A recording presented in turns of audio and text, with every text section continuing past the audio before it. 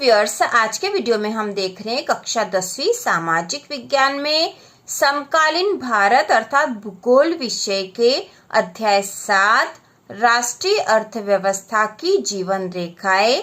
इस अध्याय के संपूर्ण प्रश्नोत्तर हम देखेंगे और इसके पहले के सारे अध्याय के प्रश्नोत्तर चैनल की प्लेलिस्ट में है। सारे उत्तर बहुत ही आसान भाषा में है जो आपको आसानी से याद हो जाएगी।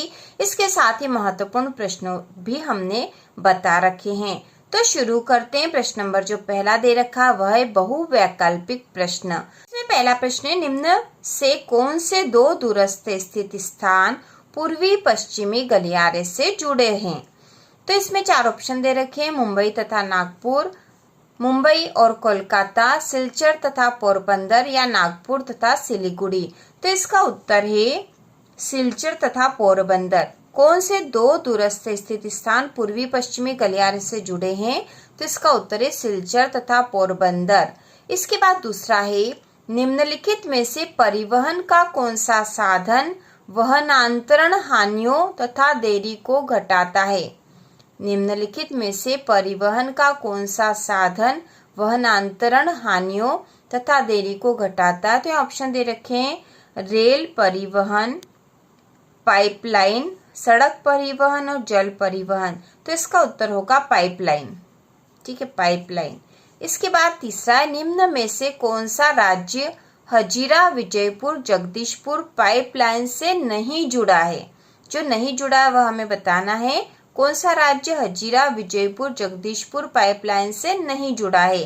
तो इसका उत्तर है गुजरात। ठीक है, ऑप्शन थे मध्य प्रदेश, गुजरात, महाराष्ट्र या उत्तर प्रदेश। तो इसका उत्तर होगा गुजरात। इसके बाद अगला प्रश्न चौथा है, इनमें से कौन सा पत्तन पूर्वी तट पर स्थित है जो अंतःस्थलीय तथा अधिकतम गहराई का पत्तन है तथा पूर्ण सुरक्षित है? तो ऐसा कौन सा पत्तन है?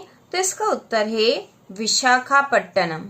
ठीक है, विशाखापट्टनम जो ऐसा पत्तन है जो पूर्वी तट पर स्थित है और जो अंतःस्थलीय तथा अधिकतम गहराई का पत्तन है तथा पूर्ण सुरक्षित है।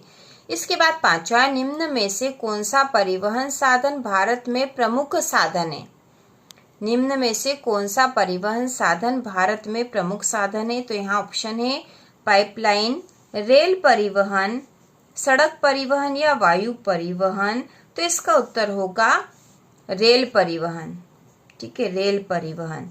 इसके बाद है, निम्न से कौन सा शब्द दो या अधिक देशों के व्यापार को दर्शाता है? निम्न में से कौन सा शब्द दो या अधिक देशों के व्यापार को दर्शाता है? तो यह ऑप्शन है आंतरिक व्यापार, बाहरी व्यापार, अंतर्राष्ट्रीय व्यापार या स्थानीय व्यापार। तो इसका उत्तर होगा अंतर्राष्ट्रीय व्यापार।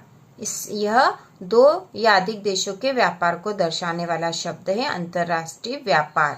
इसके बाद जो प्रश्न नंबर दूसरा है, तो यहाँ पे हमें प्रश्न दे रखा है, निम्नलिखित प्रश्नों के उत्तर लगभग 30 शब्दों में दीजिए। तो यहाँ पे 4 प्रश्न दे रखे हैं, तो इन प्रश्नों के उत्तर हम कॉपी में तैयार करेंगे और इसके बाद प्रश्न नंबर 3 के भी कॉपी में ही तैयार करेंगे, जिससे कि हम इनको आसानी से लिखकर समझ ले, बहुत ही आसान तरीके से। प्रश्न नंबर दूसरे का पहला है, सड़क परिवहन के 3 गुण बताए। सड़क परिवहन के 3 गुण बताए। तो यहाँ पे 3 गुण हम बता देंगे। पहला है, रेलवे लाइन की अपेक्षा सड़कों की निर्माण लागत बहुत कम है। दूसरा है, ये अपेक्षाकृत उबड़ खाबड़ भूभागों पर बनाई जा सकती है।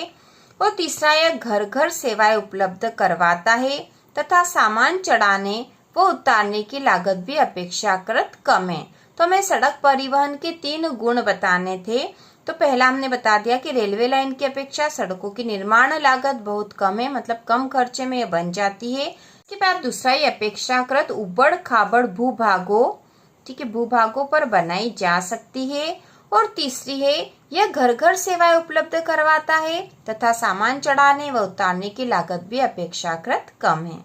इसके बाद इसी का दूसरा प्रश्न है, प्रश्न नंबर 2 का दूसरा, रेल परिवहन कहाँ पर अत्यंत सुविधाजनक परिवहन साधन है तथा क्यों?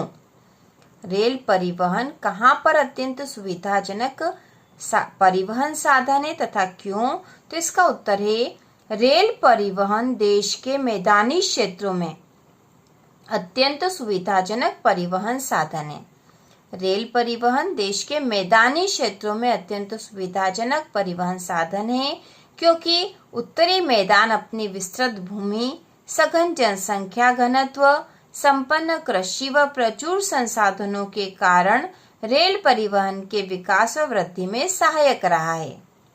रेल परिवहन देश के मैदानी क्षेत्रों में अत्यंत सुविधाजनक परिवहन साधन है, क्योंकि उत्तरी मैदान अपनी विस्तृत भूमि, सघन जनसंख्या घनत्व, संपन्न कृषि व प्रचुर संसाधनों के कारण रेल परिवहन के विकास व वृद्धि में सहायक रहा है।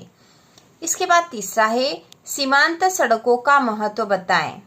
सीमांत सड़कों का महत्व बताएं, तो इसका उत्तर है सीमांत सड़कों के निर्माण व विकास से दुर्गम क्षेत्रों में आवागमन बढ़ा है तथा ये इन क्षेत्रों के आर्थिक विकास में भी सहायक हुई है।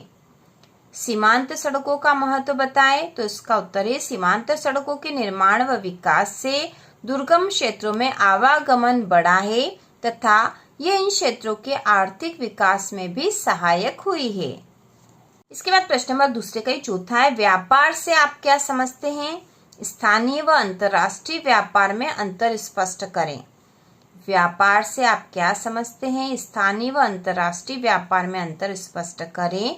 तो इसका उत्तर है राज्यों व देशों में व्यक्तियों के बीच वस्तुओं का आदान प्रदान व्यापार कहलाता है।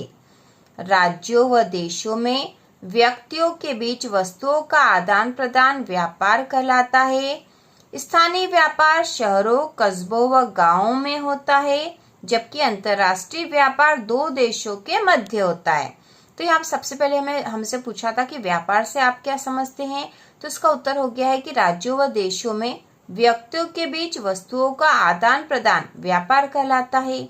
इसके बाद प्रश्न था कि स्थानीय व अंतर्राष्ट्रीय व्यापार में अंतर स्पष्ट करें। तो इसका उत्तर हमने लिखा कि स्थानीय व्यापार शहरों, कस्बों व गांवों में होता है, जबकि अंतर्राष्ट्रीय व्यापार दो देशों के मध्य होता है। इसके बाद प्रश्न नंबर तीसरा है, निम्नलिखित प्रश्नों के उत्तर लगभग 120 शब्दों में दीजिए।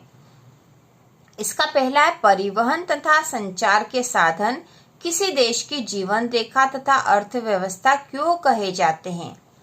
परिवहन तथा संचार के साधन किसी देश की जीवन रेखा तथा अर्थव्यवस्था क्यों कहे जाते हैं? तो इसका उत्तर है परिवहन तथा संचार के साधन किसी देश की जीवन रेखा तथा अर्थव्यवस्था कहे जाते हैं क्योंकि। ठीक है, इतना तो हमने क्वेश्चन में से लिखा और फिर क्योंकि लिखा। अब हम पॉइंट में उत्तर लिखेंगे। तो इसका पहला पॉइंट है, देश की सभी आर्थिक गतिविधियां परिवहन तथा संचार के साधनों पर निर्भर है। दूसरा है, परिवहन तथा संचार के साधनों से ही देश में व्यापार का विस्तार होता है। तीसरा है, वस्तुओं एवं सेवाओं का आदान प्रदान परिवहन तथा संचार के साधनों पर ही निर्भर है। इसके बाद चौथा पॉइंट है, आधुनिक समय में तकनीकी का विशेष महत्व है। आधुनिक तकनीकी के आदान प्रदान में भी परिवहन व संचार के साधनों का महत्व है। इसके बाद पांचवा पॉइंट है, परिवहन तथा संचार के साधनों पर ही देश का विकास निर्भर है। और छठा पॉइंट है, परिवहन के साधन कच्चे माल तथा उपभोक्ता वस्तुओं को बाजार में पहुंचाते हैं तथा संचार के साधन सूचनाएं व जानकारी पहुंचाते हैं।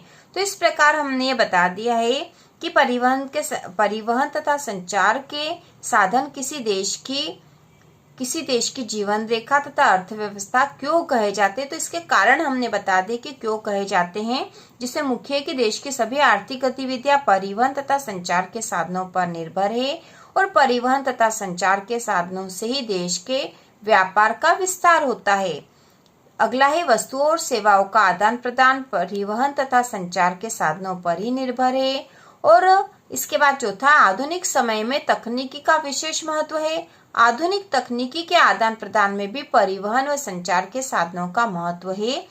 इस प्रकार से हम ये उत्तर लिख देंगे। कुल 6 पॉइंट हम लिख देंगे तो हमें इसमें पूरे में से पूरे अंक प्राप्त हो जाएंगे। इसके बाद प्रश्न नंबर तीसरे का दूसरा प्रश्न है, पिछले 15 वर्षों में अंतर्राष्ट्रीय व्यापार की बदलती प्रवृत्ति पर एक लेख लिखें। पिछले 15 वर्षों में अंतर्राष्ट्रीय व्यापार की बदलती प्रवृत्ति पर एक लेख लिखें। तो इसका उत्तर है, पिछले 15 वर्षों में अंतर्राष्ट्रीय व्यापार में भारी बदलाव आया है। वस्तुओं के आयात निर्यात के साथ ही सूचनाओं का आदान प्रदान बढ़ता जा रहा है। यह सूचना क्रांति का समय है। सूचना व संचार क्रांति ने व्यापार को भी पूर्ण रूप से प्रभावित किया है। भारत अंतर्राष्ट्रीय स्तर पर एक सॉफ्टवेयर महाशक्ति के रूप में उभरा है तथा सूचना क्रांति के माध्यम से अत्यधिक विदेशी मुद्रा अर्जित कर रहा है। एक बार फिर से इसका उत्तर देख लेंगे। पिछले 15 वर्षों में अंतर्राष्ट्रीय व्यापार में भारी बदलाव आया है। वस्तुओं के आयात निर्यात के साथ ही सूचनाओं का आदान प्रदान बढ़ता जा रहा है। यह सूचना क्रांति का समय है। सूचना व संचार क्रांति ने व्यापार को भी पूर्ण रूप से प्रभावित किया है। भारत अंतर्राष्ट्रीय स्तर पर एक सॉफ्टवेयर महाशक्ति के रूप में उभरा है तथा सूचना क्रांति के माध्यम से अत्यधिक विदेशी मुद्रा अर्जित कर रहा है। तो इस प्रकार से इसका उत्तर होगा। इसके बाद कुछ जो बहुत ही महत्वपूर्ण प्रश्न है वह भी हम देखेंगे। तो प्रश्न है अंतर्राष्ट्रीय व्यापार किसे कहते हैं। तो यह प्रश्न 2 नंबर के क्वेश्चन में आने की पूरी संभावना है। अंतर्राष्ट्रीय व्यापार किसे कहते हैं। तो इसका उत्तर है 2 देशों के मध्य होने वाले व्यापार को अंतर्राष्ट्रीय व्यापार कहते हैं। 2 देशों के मध्य होने वाले व्यापार को अंतर्राष्ट्रीय व्यापार कहते हैं। यह समुद्री, हवाई व स्थलीय मार्गों द्वारा हो सकता है। 2 देशों के मध्य होने वाले व्यापार को अंतर्राष्ट्रीय व्यापार कहते हैं। यह समुद्री, हवाई व स्थलीय मार्गों द्वारा हो सकता है। इसके बाद अगला प्रश्न है भारत के 4 प्रमुख अंतर्राष्ट्रीय वायु पत्तनों के नाम बताइए। भारत के 4 प्रमुख अंतर्राष्ट्रीय वायु पत्तनों के नाम बताइए। तो इसका उत्तर है पहला है नेताजी सुभाष चंद्र बोस वायुपत्तन कोलकाता, दूसरा है जवाहरलाल नेहरू वायुपत्तन मुंबई, तीसरा है इंदिरा गांधी वायुपत्तन दिल्ली और चौथा है मिनाम्बकम वायुपत्तन चेन्नई। तो इस प्रकार से 4 प्रमुख अंतर्राष्ट्रीय वायुपत्तनों के नाम हमने बता दिए हैं और इसी के साथ इस अध्याय के संपूर्ण प्रश्नोत्तर हो चुके हैं। इसके बाद भी यदि कुछ महत्वपूर्ण प्रश्न है जो 2 या 3 नंबर में आ सकते हैं तो उसका वीडियो फिर से बनाया जाएगा महत्वपूर्ण प्रश्नों के वीडियो के साथ ही। और इसके साथ ही कक्षा 10वीं बोर्ड की संपूर्ण तैयारी चैनल पर हो रही है। तो यदि आपने चैनल के जो महत्वपूर्ण वीडियो नहीं देखे हैं तो आप देख लीजिए जिससे कि आपकी तैयारी अच्छे से हो जाए। तो इसी प्रकार के और वीडियो देखने के लिए कक्षा 10वीं की संपूर्ण तैयारी के लिए चैनल को सब्सक्राइब कीजिए।